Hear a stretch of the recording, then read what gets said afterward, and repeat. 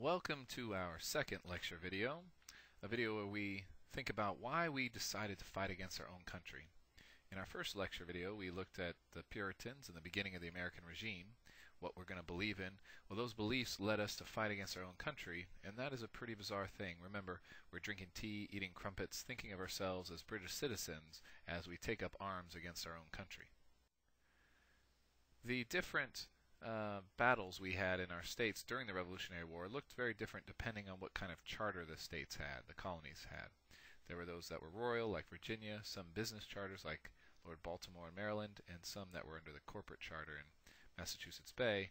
This is interesting just in terms of how the revolt comes together in 13 different pieces. But more importantly, we want to know why. Why does it come together? Well, here are three main theories as to how the revolution happens. One is that it takes a while in the slow boil, one that it comes together very quickly and that we are prone to conspiracies as Americans, and one that says, no, it's all about the leadership and the Revolutionary era leaders. So let's take a look at this slow boil theory. It says that since 1689 we had been revolting in little ways throughout the colonies.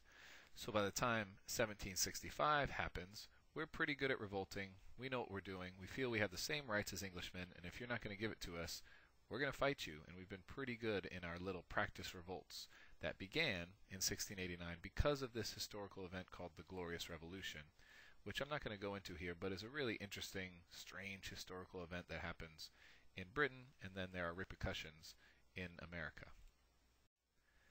The second way of thinking about how the revolution happens is to say it all comes together really quickly during these 13 years, beginning in 1763, and it can happen very quickly because Americans, some argue, are really prone to conspiracy theory, that we like or are susceptible to the power of conspiracy theories. And here we're saying that in Britain, the Parliament and the King were making decisions they thought were logical, but we saw each of these decisions as fitting into a larger plan to sort of screw us over and conspire against us. Some of this conspiracy theory comes from understanding some Whig political tradition, which I'm not going to go into in a lot of detail here, but essentially the king sold the rights to govern colonies to bureaucrats, so they paid up front, I'll make up an amount, like £10,000. They'd come to a colony, and then their only real interest in how to tax was how much can I tax without breaking Americans so that I make my money back and make a profit. And that was not a very good model, and in conspiratorial fashion we saw that as the king trying to undermine us and rule us through fear. Some of the other pieces of that quick-tempered conspiracy theory. Important here is the Quartering Act that happened because the British Army finished fighting the French and Indian War, and the British didn't really have anywhere to put them, so they required American colonists to house them in their houses. This seemed practical to Parliament, but to Americans, having British forces with guns in their house fed into a larger conspiracy. Another good example of this conspiracy ideology is the Stamp Act. The Brits needed money to make up for the French and Indian War, which was very expensive. They put a very small tax on paper goods that you needed a stamp for, a tax. But we saw that as small on purpose as part of a conspiracy to get us used to paying taxes.